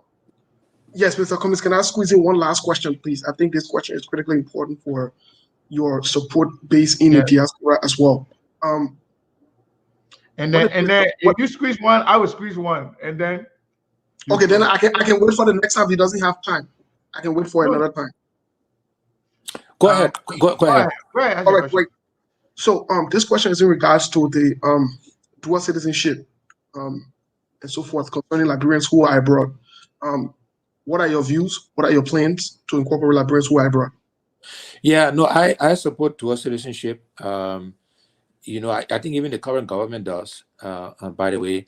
And the reason why the referendum didn't pass is because they mismanaged it. But I support dual citizenship. There's a study done, an article written by Liberian PhD Monier Siaple, where he did research countries that have dual citizenship and those that don't. He's an economist, PhD, young Liberian guy, very smart guy.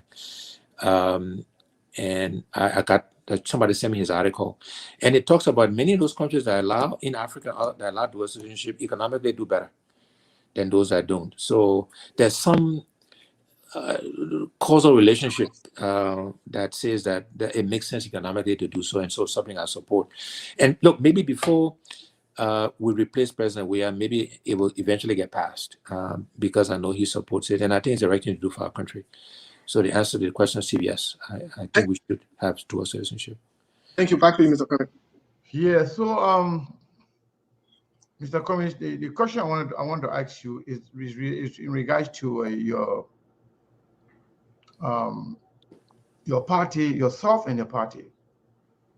A few years ago, Cummins was a newcomer in Liberian politics. And now you are one of the major contenders when it comes to the presidency. So you could potentially be the next president come 2023.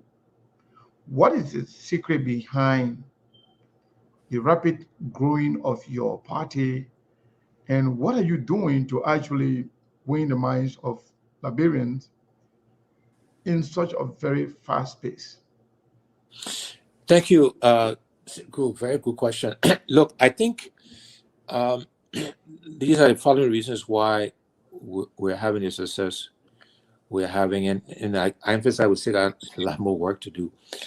But I think the message we have communicated to our people is resonating. You know, this concept of you can't keep doing the same thing, expecting different results. I think is resonating. I think my life story, we still got some work to do to tell it more effectively, but my life story resonates. You know, we grew up Point Four, Fiamma, government school, and had this success I had, and other Liberians, I increasingly can, you know, identify with that. You know, I think a lot of the people we've attracted, because this is about a team. We've attracted very committed people who believe, and that the message helps our message resonate. And so I always never like to say too much. Is we, those early missionaries who believe in what we're doing have propelled us, you know, to where we are. We've had the benefit of some resources, Siku, that's a contributing factor. You know, we can't deny that having some resources plays a part. Politics, anywhere in the world, you know, not just in Liberia. And so we've had the benefit of having some resources. So the combination of all of that, I think the messenger, the message, the team, the resources, all are beginning to help us, you know, get traction in our country. But I think the most important is the message, and just the track record we've set. You know, integrity. You know, you can Google me every which way. You guys know this. I haven't stolen anybody's money. I've managed billions of dollars. Am I Liberian? Just like I wasn't working for my father's company, my mother, my sister, my brother. I'm not a big guy. I'm physically. My stature, you know. But I can see you in the gym, though. What's that?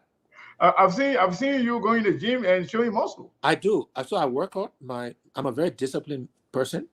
When I put my mind to something, I'm very focused. I don't get distracted by all the noise. You know, as one of you was saying, I think you was saying earlier about all the abuse. It doesn't bother me because the people that know me know those things are not true. So then, you know, Steve can say what he wants about me. I don't care. Okay. Even as I said, we sit down here now talking to you. Because if Mr. Weir is a boy, then I think he's a good boy. Because Joseph Boakai, former Vice President Boakai, dropped in his heart. He collapsed, almost died. It is that boy, because George Weir, who ran there, pick him up, charter a plane to fly him abroad for open heart surgery that made him to live today with pacemaker, battery. He's a battery total right now. So the battery is controlled by the white man who gave it in a medical center where he was flown to. So maybe he's not well to speak the way he's speaking. He's not well. He's using battery. It's not normal. A man who is using battery and a man who has a natural heart. Compare the two. So Joseph Boakai, the former vice president, I respect him, but I'm sorry for the statement he made. He's using battery. He's a battery total. Such a man cannot even be president of this country. He's sick. So maybe that the frustration making to speak the way he did, calling the president boy. How many million people voted that boy? So many millions. Look at this boy and you elected him. Maybe you call Joseph, George Weir boy because of the age. Because Joseph Boakai is over 70. And this boy is about 50 something. So when you say boy, well, that's it. But boy, in the sense of immaturity, no. Joshua is mature. He's mature. That's why he told Joseph Boakai from the ground where he collapsed to fly here, bro, for medical checkup, for medical heart surgery. That's what made him to live today. I think Joseph Boakai, in conclusion, should be very grateful to that boy who flew in out of the country for open heart surgery that make him to live today. But the way Joseph Boakai speaks, the way he acts, he is one of the 9 ungrateful lepers. 9 of the what? One of the 9 ungrateful lepers? He is one of the 9 ungrateful lepers. The 9 ungrateful lepers is one of those. Yeah, but whatever favor the president did for him was returned. Because the president himself did not have to speak about it. The first thing, before you can return, you know, everyone good deserves another good. So if, Mr. We are sending you to America or whatever country and you were operator on and you got well, if he did not want to do what he did for you, if he was immature and a boy, as you say, he would have left you there to die. When you die, will you reciprocate good for good? No. I don't think you are reciprocated. When you reciprocate good for good, then stick to that. Don't be uttering derogatory or profane languages or statement against this president. That's wrong. You are the other man in the country, old man like you. You got heart trouble. You felt that you collapsed. Somebody help you today, you're speaking. You should be thankful. In everything, give thanks. That is a bigger picture of the man who saved your life through God's power. John Ware was the vessel God used to save Joseph Boakai. Today, because of power, greed, he who said that they squander all the opportunities, destroy this country, who became the deputy vampire, corruption, that they say was vampire, did not want to be president. Well, he knew the Liberian people. But whatever he said about John not perfect like me and you, but you who benefited substantially to the extent that your life was rescued, your life was saved. That this young man who flew you, even though that taxpayer money or that his own money, the fact is you could have ignored you. But he did not. He did not. He saved this old man. But what the old man is returning is ungratefulness. Call this president boy. You call the whole Liberian president boy? Then you old man, you told him battery around here? You know, the battery thing, but people can live with that, those conditions. You are staying human. Once the life hasn't been taken away. I cannot look at a battery man and he let you. Because any minute you could collapse.